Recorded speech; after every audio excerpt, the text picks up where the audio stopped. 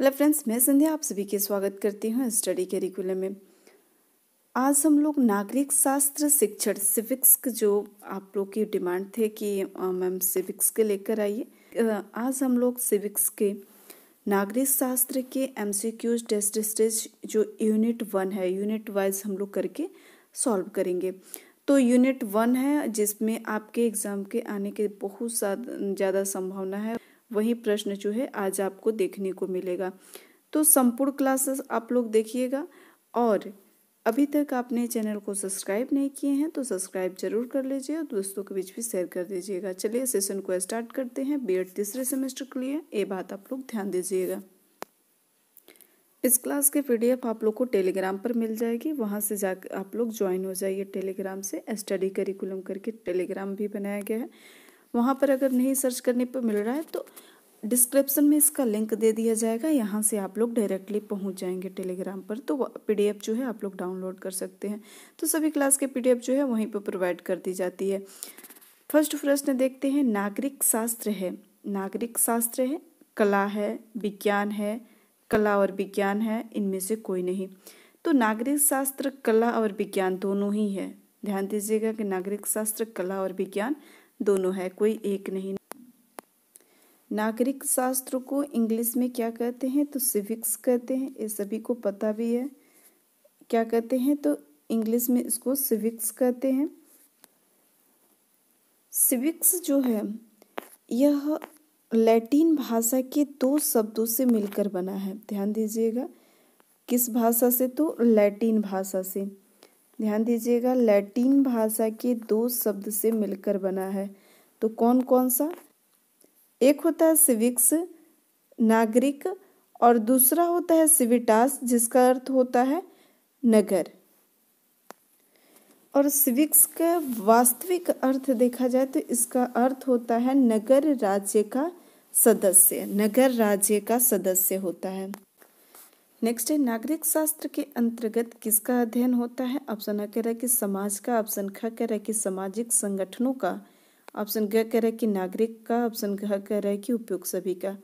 तो देखिए यहाँ पर इसका राइट आंसर उपयुक्त सभी हो जाएगा। पहले जो है नागरिक शास्त्र जो है पहले सामाजिक संगठनों का ही अध्ययन करने वालों को नागरिक शास्त्र कहा जाता था पहले, और समाज का भी अध्ययन नागरिक शास्त्र में किया जाता है। नागरिक शास्त्र का अध्ययन, नागरिक का अध्ययन तो किया ही जाता है। तो इसका राइट आंसर क्या हो जाएगा? उपयुक्त सभी हो जाएगा। नेक्स्ट है, किसके द्वारा नागरिक शास्त्र जो है वह विज्ञान है जो सर्वोत्तम रूप में संभव सामाजिक जीवन की दशाओं का अध्ययन करता है। तो किसका कथन है? तो गोल्डन का कथन है, गोल्ड का कथन है। नेक्स्ट है, योग्य नागरिक बनने में कौन सा जो है विषय सर्वाधिक सहायक है? ऑप्शन क कह रहा है कि नागरिक शास्त्र, ऑप्शन ख कह रहा है कि साहित्य, ऑप्शन ग कह रहा है कि विज्ञान, ऑप्शन घ कह रहा है कि इतिहास। तो इसका राइट आंसर क्या हो जाएगा? तो इसका राइट आंसर जो होगा नागरिक शास्त्र होगा। क्या होगा? तो नागरिक शास्त्र होगा। नेक्स्ट है, नागरिक शास्त्र की प्रथम पाठशाला है। ऑप्शन अ कह रहा है, क कह रहा है कि गांव, ख कह रहा है कि परिवार, ऑप्शन ग कह रहा है कि नगर, घर। तो प्राथमिक पाठशाला जो है वो क्या होता है? तो परिवार होता है। ध्यान दीजिएगा, परिवार होता है। नेक्स्ट है, निम्न में से नागरिक शास्त्र किस पक्ष का अध्ययन करता है? ऑप्शन क कह रहा है कि मानव के धर्म पक्ष का, ऑप्शन ख कह रहा है कि मानव के नागरिक पक्ष का, ऑप्शन ग कह रहा है कि मानव का आर्थिक पक्ष का और सामाजिक पक्ष का। तो इसका राइट आंसर क्या हो जाएगा? आप सभी को पता है कि इसका राइट आंसर क्या हो जाएगा? तो नागरिक शास्त्र के बारे में हम लोग पढ़ रहे हैं। तो नागरिक, मानव का नागरिक पक्ष के बारे में कह रहा है। किसने कहा कि मनुष्य एक सामाजिक प्राणी है? किसने कहा है? तो अरस्तु ने कहा है। नेक्स्ट है, किसने कहा है कि नागरिक शास्त्र वह विज्ञान है जो संभव सर्वोत्तम जीवन की दशाओं का अध्ययन करता है? किसका कथन है? तो अरस्तु का कथन है। और अरस्तु ही ने कहा है कि मनुष्य जो है एक सामाजिक प्राणी है। नेक्स्ट है, किसने कहा है कि नागरिक शास्त्र की मुख्य विषय जो है वो समाज के, मनुष्य के अधिकार तथा कर्तव्य है जिसको वह समाज में रहकर पूर्ण करता है? तो किसका कथन है? तो वेनी प्रसाद का कथन है। नेक्स्ट है, किसने कहा कि नागरिक शास्त्र जो है नागरिक शास्त्र समाज में मनुष्य के अधिकारों एवं कर्तव्यों का जो है विज्ञान है। तो अधिकारों एवं कर्तव्यों का विज्ञान किसने कहा है? तो यह व्हाइट ने कहा है। नेक्स्ट है, नागरिक शास्त्र अंग्रेजी भाषा के किस शब्द से बना है? तो किस शब्द से बना है? तो सिविक्स से बना है। ध्यान दीजिएगा, सेवक्स से नहीं, सिविक्स नहीं, सिविक्स से बना है। पॉलिटिकल साइंस से भी नहीं बना है। सिविक्स शब्द का उद्गम हुआ है तो लैटिन भाषा से। अभी मैं बताएं किस भाषा से हुआ है? तो लैटिन भाषा से हुआ है। नेक्स्ट है, किसने कहा कि नागरिक शास्त्र नागरिक का विज्ञान तथा दर्शन है? यह कथन किसका है? पुनतांबेकर का कथन है। इसका राइट आंसर ग हो जाएगा। नेक्स्ट है, किसका मत है कि नागरिक शास्त्र प्रतिदिन के जीवन विद्यालय तथा अध्ययन के अंतर्गत आता है? तो यह किसका कथन है? तो व्हाइट का कथन है। नागरिक शास्त्र का अध्ययन किसकी जरूरत के विकास में उपयोगी होता है? सामाजिक है, राजनैतिक है, आर्थिक है, उपयुक्त सभी। तो इसका भी राइट आंसर क्या हो जाएगा? उपयुक्त सभी में उपयोगी होता है। नेक्स्ट है, किसने कहा कि लक्ष्य जो है वो पूर्ण निर्धारित साध्य होता है जो किसी कार्य या क्रिया का मार्गदर्शन करता है? तो किसका कथन है? तो कार्टर वी गुड का कथन है। नेक्स्ट है, किसने कहा कि नागरिक शास्त्र इतिहास का फल है और इतिहास इस शास्त्र के जड़ है? और इतिहास जो है इस शास्त्र के जड़ है। किसने कहा है? तो सीले ने कहा है। ध्यान दीजिएगा, किसने कहा है? तो सीले ने। नेक्स्ट है, किसने कहा कि इतिहास को नागरिक शास्त्र एक दूसरे के सहायता को पूरक ज्ञान है? तो एक दूसरे के सहायता के पूरक ज्ञान है। तो ली कांक के कथन है। नेक्स्ट है, किसने कहा है कि अर्थशास्त्र कला के रूप में नागरिक शास्त्र पर और नागरिक शास्त्र कला के रूप में अर्थशास्त्र पर निर्भर है? ये दोनों शास्त्र एक दूसरे के परिपूरक तथा सहायक है। तो ये सेने का कथन है। किसका कथन है? तो सेने का कथन है। किसने कहा कि यदि नागरिक शास्त्र दर्शन है तो नागरिक शास्त्र आदर्श जीवन का आचरण है? तो पुनतांबेकर का कथन है। पुनतांबेकर का कथन है। नेक्स्ट है कि निम्न में से कौन सा प्राथमिक स्तर पर जो है नागरिक शास्त्र शिक्षण का उद्देश्य है? प्राथमिक स्तर के ध्यान दीजिएगा, प्राथमिक के पूछ रहा है।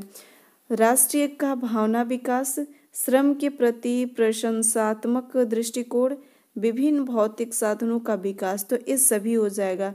राष्ट्र के प्रति भावना का भी विकास करना, छोटे बच्चों में भी राष्ट्र के प्रति जागरूक करना, श्रम के प्रति प्रशंसनात्मक दृष्टि, बच्चों को समझाएं कि उनके प्रति प्रशंसनात्मक दृष्टि रखना चाहिए, विभिन्न भौतिक संसाधनों का विकास करना।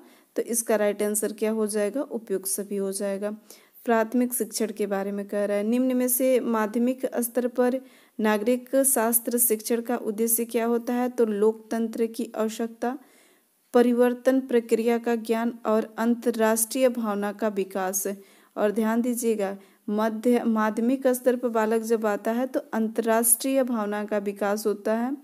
इसमें लोकतंत्र की आवश्यकता होती है, परिवर्तन प्रक्रिया का ज्ञान इसमें होता है। शुरू में क्या है? प्राथमिक स्तर में तो राष्ट्र के भावना का विकास होता है, श्रम के प्रति प्रशंसनात्मक दृष्टि रखना और भौतिक संसाधनों का विकास करना। नागरिक शास्त्र का पाठ्यक्रम होना चाहिए। नागरिक शास्त्र का पाठ्यक्रम जो है कैसा होना चाहिए? बाल केंद्रित और शिक्षार्थी केंद्रित, क्रिया केंद्रित, अनुभव केंद्रित। ध्यान दीजिएगा, कोई भी सब्जेक्ट हो, चाहे यहाँ पर नागरिक शास्त्र हो, समाज शास्त्र हो, इतिहास हो, कोई भी सब्जेक्ट हो, अगर बाल केंद्रित दिया है तो अगर कह रहा है कि पाठ्यक्रम जो है वो कैसा होना, किस पर केंद्रित होना चाहिए, तो इसका राइट आंसर यहीं लगाइएगा कि बाल केंद्रित होना चाहिए। और शिक्षक केंद्रित नहीं, पाठ्यक्रम जो है वो शिक्षक केंद्रित नहीं होता है, बाल केंद्रित होता है। नेक्स्ट है, किसने कहा कि नागरिक शास्त्र का क्षेत्र जो है बहुत व्यापक है? यह समस्त सामाजिक विज्ञानों की मुख्य विशेषताओं में सामंजस्य स्थापित करता है तथा उन्हें व्यवहारिक आधार प्रदान करता है। किसका कथन है? तो सा का कथन है। किसने कहा कि नागरिक शास्त्र किसने कहा कि नागरिक शास्त्र न्यूनाधिक रूप में मानव ज्ञान के वह उपयोगी शाखा है जो नागरिकों में संबंधित सभी सामाजिक, बौद्धिक, आर्थिक, राजनैतिक तथा धार्मिक पक्षों का प्रतिपादन करता है, चाहे वे भूतकाल, वर्तमान तथा भविष्य से संबंधित, चाहे स्थानीय, राष्ट्रीय या मानवीय हो। तो किसका कथन है? वाइट का कथन है। शिक्षण उद्देश्यों को कितने वर्गों में बांटा गया है? तो शिक्षण उद्देश्यों को कितने वर्गों में? तो 2 वर्गों में बांटा गया है। निम्न में से सामान्य उद्देश्य क्या है? सामान्य 2 वर्ग कौन कौन से होते हैं? तो एक सामान्य उद्देश्य होता है, एक विशिष्ट उद्देश्य होता है। सामान्य उद्देश्य और विशिष्ट उद्देश्य के बारे में हम लोग शिक्षण के सिद्धांत एवं विधियां, principles and methods of teaching, जो आपके सब्जेक्ट है principles and methods of teaching, उसमें भी हम लोग अच्छे से पढ़े हैं, जो सबके लिए कंपलसरी है। आप लोग भी अगर नहीं देखे हैं क्लास तो डिस्क्रिप्शन में उसका लिंक मिल जाएगा, आप लोग देख लीजिएगा। नहीं तो उसका प्लेलिस्ट बना हुआ है शिक्षण के सिद्धांत एवं विधियाँ, और वहाँ से भी आप लोग देख लीजिएगा। जो है शिक्षण उद्देश्य के बारे में बहुत ही अच्छे से बताया गया है। नेक्स्ट है, तो सामान्य उद्देश्य जो है नहीं है। सामान्य उद्देश्य ठोस, द्रव और गैस की प्रकृति। तो ये ठोस, द्रव और गैस की प्रकृति जो है यह सामान्य उद्देश्य नहीं होता है, एक ऐसा उद्देश्य होता है। तो यह विशिष्ट उद्देश्य होता है। और सामान्य उद्देश्य कौन होता है? तो छात्रों की तर्क शक्ति का विकास करना, छात्रों के जीवन के व्यवहारिक परिवर्तन करना, परिस्थिति के अनुसार शिक्षण पद्धति में परिवर्तन करना। नेक्स्ट है, उद्देश्य या लक्ष्य का क्षेत्र होता है। उद्देश्य या लक्ष्य का क्षेत्र कैसा होता है? सीमित होता है, असीमित होता है, उपयुक्त दोनों होता है, इनमें से कोई नहीं। तो उद्देश्य का जो होता है, उद्देश्य कैसा होता है? तो उद्देश्य जो होता है वो सीमित होता है, ध्यान दीजिएगा। और लक्ष्य जो होता है वो असीमित होता है, यह बात ध्यान दीजिएगा। लक्ष्य जो होता है वो असीमित होता है और उद्देश्य जो होता है वो सीमित होता है। अगर सिर्फ उद्देश्य पूछे और सिर्फ लक्ष्य पूछे तो ये आप लोग टिक लगाइएगा, लेकिन दोनों के बारे में पूछ रहा है। उद्देश्य या लक्ष्य जो है इसका क्षेत्र होता है, कैसा क्षेत्र होता है? तो सीमित और असीमित दोनों ही होता है। नेक्स्ट है, प्राज्य उद्देश्य का क्षेत्र होता है। तो प्राज्य उद्देश्य का क्षेत्र कैसा होता है? यहाँ पर प्राज्य नहीं दिया हुआ है, ये गलत दिया हुआ है। यहाँ पर प्राज्य नहीं होगा, ये जो होगा यहाँ पर होगा प्राप्य होगा। क्या होगा? तो प्राप्य होगा। यहाँ पर प्राप्य हो गया। प्राप्य कैसा होता है? तो इस सीमित होता है, ध्यान दीजिएगा। जो है उपयोग दोनों ही सही है, सीमित ही होता है इसका। नेक्स्ट है, उद्देश्य शब्द मिलकर बना है, तो इन सभी से मिलकर बना है। और नेक्स्ट, निम्न में से विशिष्ट उद्देश्य नहीं है। इनमें से देखिए विशिष्ट, यहाँ पर अभी हमने देखा सामान्य उद्देश्य, अब यहाँ पर आप लोग को देखना है विशिष्ट उद्देश्य जो है नहीं है, पूछ रहा है। ऑप्शन अ कह रहा है कि धातु गर्म होने पर फैल जाता है। ठोस, द्रव, गैस प्रकृति का जो है अध्ययन करना। ऑप्शन ग कह रहा है कि विद्युत उत्तोलन आदि अध्ययन करना। ऑप्शन घ कह रहा है कि छात्रों के सृजनात्मक सोच का विकास करना। तो इसका राइट आंसर क्या हो जाएगा? ये जो है वो कैसा उद्देश्य है? तो विशिष्ट उद्देश्य है। और ये जो है सामान्य उद्देश्य है, बाकी सभी जो है वो विशिष्ट उद्देश्य है। यहाँ पर क्या पूछ रहा है कि विशिष्ट उद्देश्य नहीं है, नहीं वाला पॉइंट को आप लोग ध्यान दीजिएगा। तो विशिष्ट उद्देश्य कौन नहीं है? तो छात्रों के सृजनात्मक सोच का विकास करना, ये जो है कैसा उद्देश्य है? तो सामान्य उद्देश्य है। बाकी ये सभी जो है वो विशिष्ट उद्देश्य है। नेक्स्ट है, उद्देश्य या लक्ष्य की अवधि होती है अल्पकालिक, दीर्घकालिक, ज्ञात नहीं की जा सकती, तत्कालिक। तो इसका राइट आंसर क्या हो जाएगा? दीर्घकालिक होती है। किसका मापन और मूल्यांकन जो है संभव नहीं होता है? तो लक्ष्य या उद्देश्य का मापन, मूल्य और मूल्यांकन जो है संभव नहीं हो सकता है। उद्देश्य जो है लक्ष्य का स्रोत नहीं है, उद्देश्य लक्ष्य का स्रोत नहीं है। तो मनोविज्ञान का स्रोत नहीं है, समाज शास्त्र का है, संपूर्ण शिक्षा शास्त्र का है, दर्शन शास्त्र का है। प्राप्य, देखिए यहाँ पर दिया हुआ है कि प्राप्य उद्देश्य की जो है प्राप्ति में की जिम्मेदारी जो है प्राय किसकी होती है? तो शिक्षक की ही सबसे ज़्यादा इसकी जिम्मेदारी होती है। किसका स्रोत जो है मुख्यतः मनोविज्ञान होता है, तो किसका स्रोत मुख्यतः मनोविज्ञान होता है, तो ऑप्शन आ कह रहा है कि समाजशास्त्र का, ज्ञानात्मक उद्देश्य का, उद्देश्य एवं लक्ष्य का, प्राप्य उद्देश्य का। तो किसका जो है मनोविज्ञान होता है, तो इसका राइट आंसर हो गया प्राप्य उद्देश्य का। नेक्स्ट है, नागरिक शास्त्र शिक्षण के उद्देश्य को निर्धारित करने के लिए किस बिंदु पर जो है ध्यान नहीं दिया जाता है, तो व्यवस्था बिंदु पर जो है ध्यान नहीं दिया जाता है, व्यवहारिकता पर दिया जाता है, उपयोगिता पर भी दिया जाता है, योग्यता पर भी दिया जाता है, व्यवस्था पर जो है ध्यान नहीं दिया जाता है। नेक्स्ट है, नागरिक शास्त्र की अंग्रेजी में सिविक्स कहा जाता है। सिविक्स का व्युत्पत्ति अर्थ होता है नागरिक। ऑप्शन का कह रहा है कि राज्य, नागरिक और का कह रहा है कि नागरिक राज्य का नागरिक सदस्य। ऑप्शन घ कह रहा है कि सरकार। तो इसका राइट आंसर हो जाएगा नागरिक राज्य का नागरिक सदस्य होता है। नेक्स्ट है, भावात्मक पक्ष से संबंधित नहीं है। भावात्मक पक्ष से संबंधित नहीं है। ऑप्शन का कह रहा है कि विचारना। ऑप्शन ख कह रहा है कि उद्दीपन। ऑप्शन ग कह रहा है कि व्यवस्था। ऑप्शन घ कह रहा है कि ग्रहण। तो इसका राइट आंसर हो जाएगा उद्दीपन। नेक्स्ट है, ज्ञानात्मक पक्ष की वर्गीकरण किससे द्वारा किया जाता है, तो ब्लूम के द्वारा किया जाता है। ध्यान दीजिए, यहाँ पर ज्ञानात्मक पक्ष जो है वह ब्लूम ने कितना दिया है, तो ज्ञानात्मक पक्ष जो है 6 दिए हैं। कौन कौन सा, तो सबसे फर्स्ट जो होता है ज्ञान होता है। सबसे फर्स्ट जो होगा वो ज्ञान होगा। उसके बाद से प्रयोग करना होता है ज्ञान, उसके बाद से बोध करना होता है, उसके बाद से प्रयोग करना होता है। ध्यान से आप लोग सुन लीजिए, सबसे फर्स्ट जो होता है ज्ञान होता है, फिर बोध होता है, फिर उसके बाद से अनुप्रयोग होता है, फिर संश्लेषण होता है, फिर विश्लेषण होता है और अंतिम में मूल्यांकन होता है।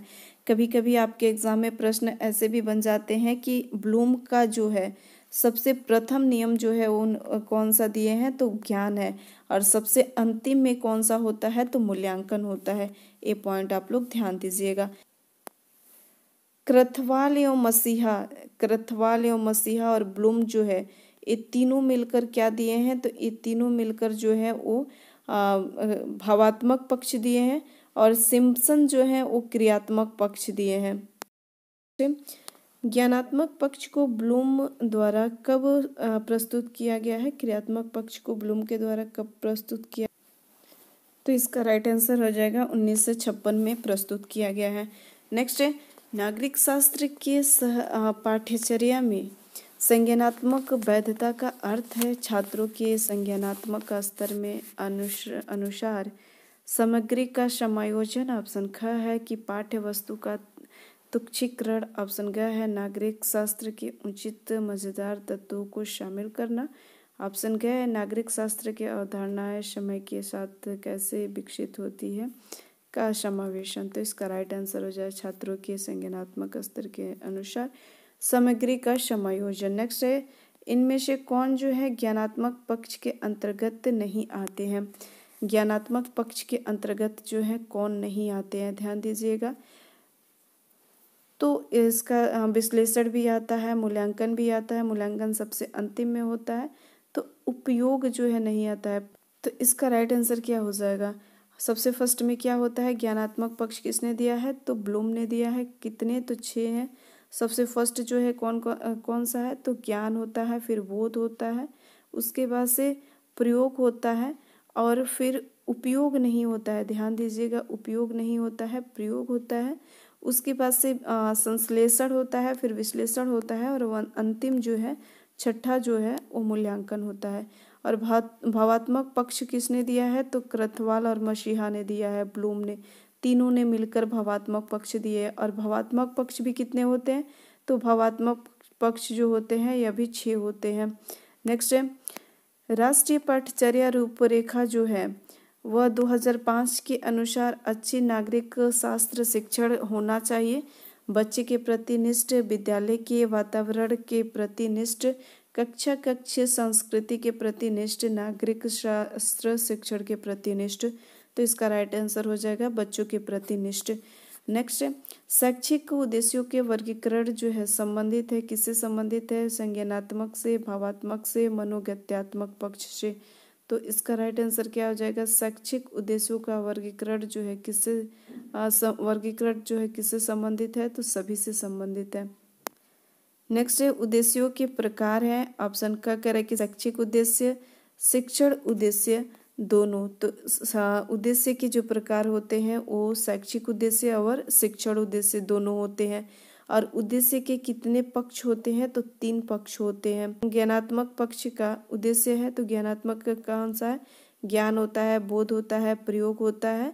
तो ये तीनों होता है। ध्यान दीजिएगा क्रम में होता है। ज्ञान पहले होगा, फिर उसके बाद से बोध होगा, फिर तीसरा जो होगा वो होगा प्रयोग होगा, चौथा जो होगा वो क्या होगा? संश्लेषण, फिर विश्लेषण, फिर मूल्यांकन होता है। नेक्स्ट है ज्ञानात्मक पक्ष के उद्देश्य का विश्लेषण जो है वो किसने किया है? तो विश्लेषण जो है वो ब्लूम ने किया है। और तीनों मिलकर कौन सा किया है? तो तीनों मिलकर जो अगर पूछे तो भावात्मक पक्ष का। नेक्स्ट है पाठ्यक्रम होना चाहिए, कैसा होना चाहिए? सुव्यवस्थित, सुनियोजित और अनुभव वाला। सुव्यवस्थित भी होना चाहिए, सुनियोजित होना चाहिए, अनुभव वाला। उपयोग सभी हो जाएगा। पाठ्यक्रम होना चाहिए, सरल होना चाहिए, नमनीय होना चाहिए, लचीला होना चाहिए। तो इसका राइट आंसर हो जाएगा उपयोग सभी। नेक्स्ट है शिक्षण उद्देश्य के व्यवहारिक रूप में लेखन में तृतीय सोपान होता है। तो तृतीय सोपान जो होता है संदर्भिक मैट्रिक्स निर्माण होता है।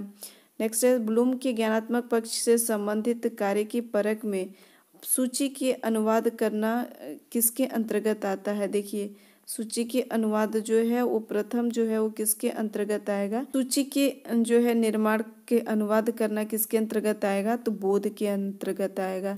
बोध करता है बालक तब उसका आएगा। फिर नेक्स्ट देखते हैं छात्र के व्यवहार के क्रियात्मक पक्ष के संबंधित उद्देश्य को विकसित करने का कार्य जो है सन 1992 में किसने किया? ध्यान दीजिएगा क्रियात्मक पक्ष पूछ रहा है।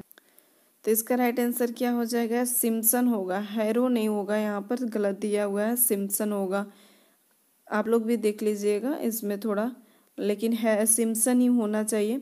नेक्स्ट है क्रियात्मक पक्ष के अनुदेशात्मक उद्देश्य की वर्गीकरण में उच्चतम वर्ग है। उच्चतम वर्ग कौन सा होता है? तो सांकेतिक संप्रेषक होता है क्रियात्मक में।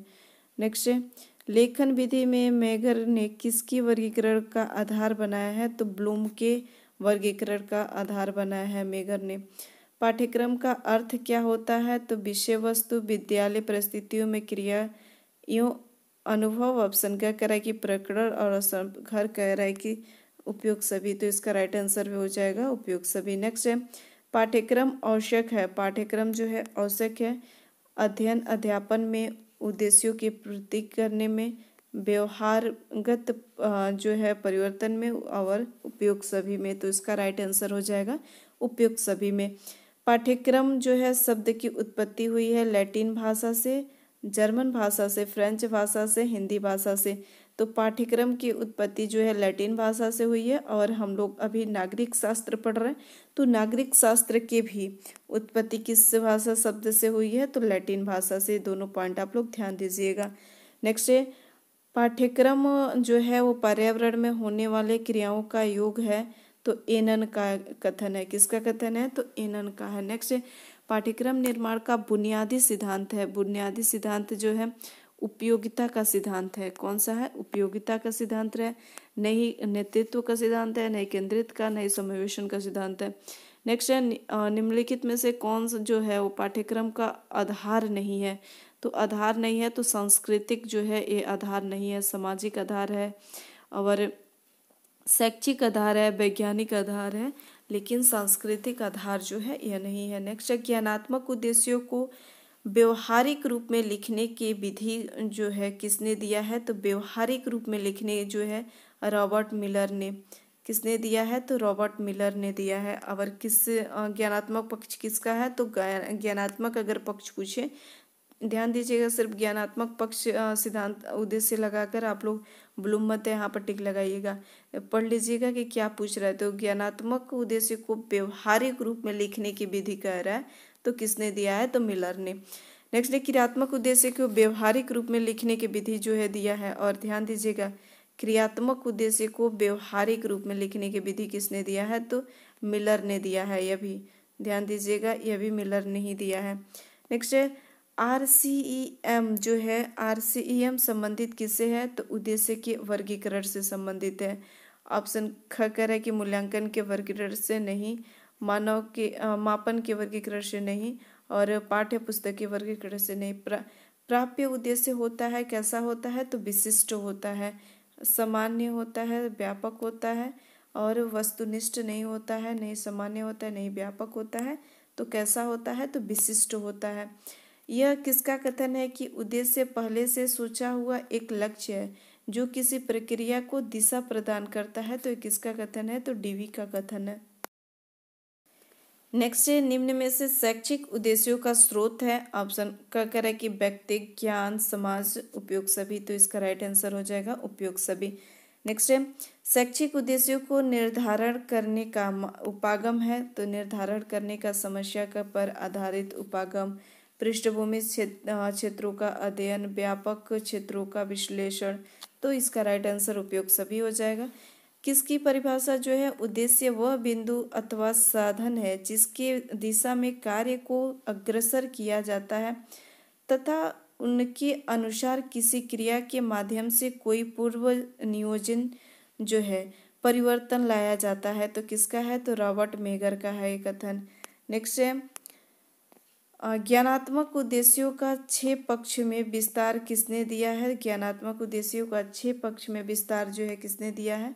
ऑप्शन क कह रहा है कि सिम्पसन ने, ऑप्शन ख कह रहा है कि ब्लूम ने, ऑप्शन ख कह रहा है कि क्रथवाल एवं मसीहा ने, तो ऑप्शन घ कह रहा है कि रॉबर्ट मिलर ने। तो अभी तक हमने क्या पढ़ते आ रहे हैं? ज्ञानात्मक पक्ष किससे संबंधित है? ब्लूम से संबंधित है। बार बार उसी टाइम से कह रहे हैं किससे संबंधित है? तो ब्लूम से संबंधित है। तो क्रथवाल एवं मसीहा का कहाँ टिक लग गया? ये तो गलत है। नेक्स्ट है ज्ञानात्मक उद्देश्य का तीसरा पद कौन सा होता है? तो तीसरा पद को सबसे पहले हम क्या बताए हैं कि सबसे पहले क्या होता है? ज्ञान होता है, उसके बाद से बोध होता है, तीसरा क्या होता है? प्रयोग होता है, चौथा क्या होता है?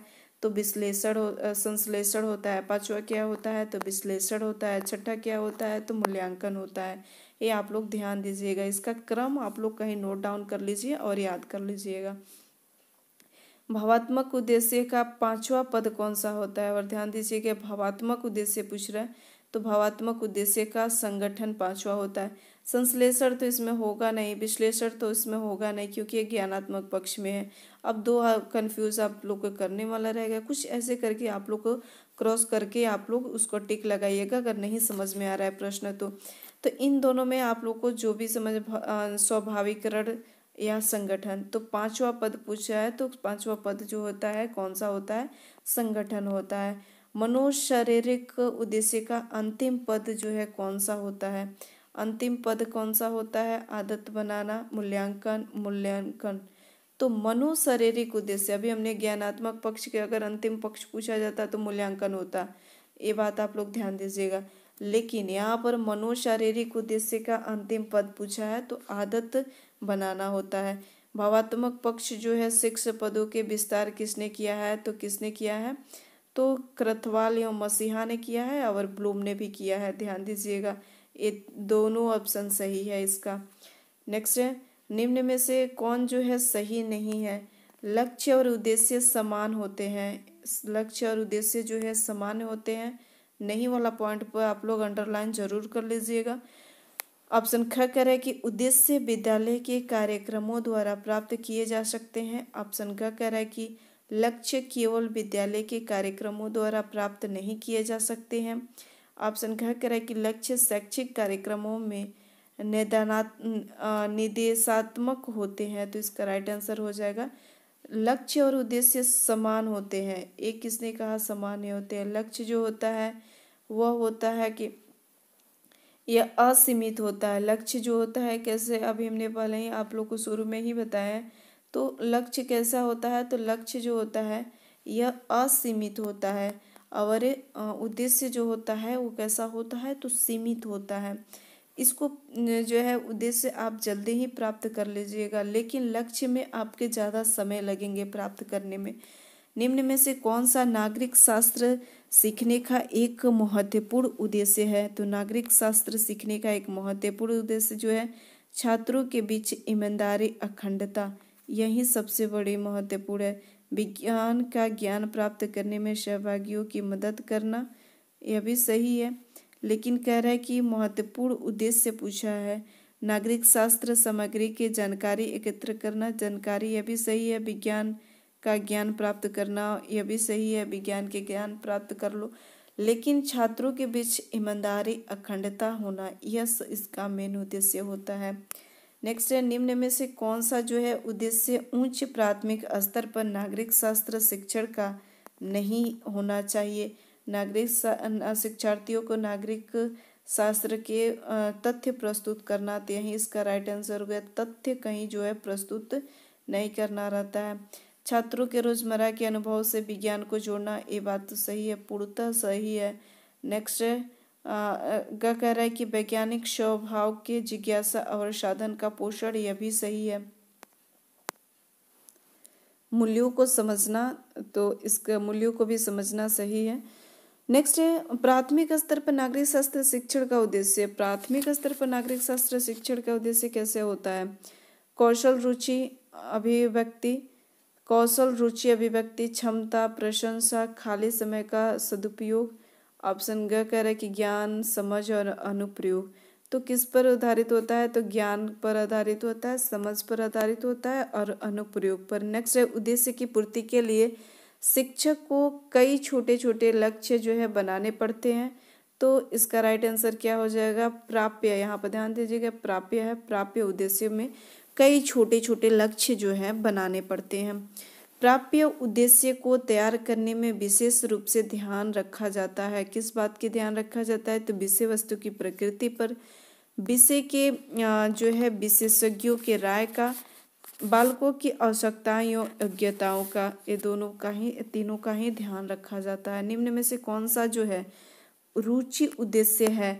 ऑप्शन क कह रहा है कि नवीन प्रयोग का, ऑप्शन ख कह रहा है कि नवीन विचारों या खोजों का, ऑप्शन ग कह रहा है कि प्राप्य जो है निरीक्षण की सच्चाई से व्याख्या, ऑप्शन ग कह रहा है, घ कह रहा है कि वैज्ञानिक संबंधी जो है कार्य को करना। तो रुचि उद्देश्य जो है किसमें सबसे ज़्यादा रहती है? तो वैज्ञानिक संबंधी कार्यों को करना। वैज्ञानिक संबंधी कार्यों को करने से सबसे ज़्यादा इसमें राइट आंसर होना चाहिए कि नवीन विचारों या खोजों में सबसे ज़्यादा बच्चे जो है रुचि लेते हैं। तो यही इसका राइट आंसर होना चाहिए, लेकिन आप लोग थोड़ा इसके देखिएगा कि कौन सा आंसर होगा। कमेंट सेक्शन में आप लोग ज़रूर बताइएगा। नेक्स्ट है, नागरिक शिक्षण को माध्यमिक स्तर के पाठ्यक्रम में सम्मिलित किए जाने के क्या कारण हो सकते हैं? क्या कारण हो सकते हैं? छात्रों की सामाजिक प्रगति के तैयार करने के लिए, छात्रों की कार्य क्षमता में वृद्धि के लिए, छात्रों के अंधविश्वास से मुक्ति दिलाने के लिए। तो इस सभी से किया जाता है। नेक्स्ट है, निम्न में से कौन सा स्तर जो है ज्ञानात्मक पक्ष का है? तो ज्ञानात्मक पक्ष का कौन सा है? अनुक्रिया नहीं है, उपयोग नहीं है, अभिरुचियों आदत नहीं है, अवबोध होता है। कौन सा स्तर जो है भावात्मक पक्ष का नहीं है? तो विश्लेषण जो है नहीं होता है। विश्लेषण किसका होता है? तो ज्ञानात्मक पक्ष का होता है। मनोगत्यात्मक उद्देश्य के अंतर्गत आता है। मनोगत्यात्मक उद्देश्य के अंतर्गत कौन आता है? तो रेखांकन आता है। इसका राइट आंसर क्या हो जाएगा? रेखांकन आएगा। एकाधिकार नहीं आएगा, अनुकूलन भी नहीं आएगा, मूल्यांकन भी नहीं आएगा। निम्न में से कौन सा जो है पद भावात्मक उद्देश्य के अंतर्गत नहीं आता है? तो भावात्मक उद्देश्य के अंतर्गत जो है नहीं आएगा, तो संश्लेषण जो है नहीं आएगा। एक इसके अंतर्गत आता है संश्लेषण, तो ज्ञानात्मक के अंतर्गत आता है। निम्न में से प्राप्य उद्देश्य होता है। प्राप्य उद्देश्य कैसा होता है? तो सिद्धांत का ज्ञान होता है, ज्ञान का देना नहीं, चित्र या सूत्र का नहीं, संबंध या ज्ञान का नहीं, तो सिद्धांत का ज्ञान देना होता है। ये था नागरिक शास्त्र के यूनिट 1 के महत्वपूर्ण प्रश्न, जो आपके एग्जाम के दृष्टि से बहुत ही महत्वपूर्ण है। मेरे द्वारा किया गया मेहनत अगर आप लोग को पसंद आ रहा है तो लाइक कर दीजिए, साथ ही साथ दोस्तों के बीच भी शेयर कर दीजिए, और अभी तक आपने सब्सक्राइब नहीं किए हैं चैनल को तो सब्सक्राइब कर लीजिए, ताकि आपके पास जो है जब भी क्लास अपलोड हो तो आपके पास नोटिफिकेशन पहुंच जाए। और कमेंट सेक्शन में अपना राय जरूर बताइएगा कि आप लोग को क्लास जो है कैसा लग रहा है। मिलते हैं अब हम लोग नेक्स्ट सेशन में। Thank you.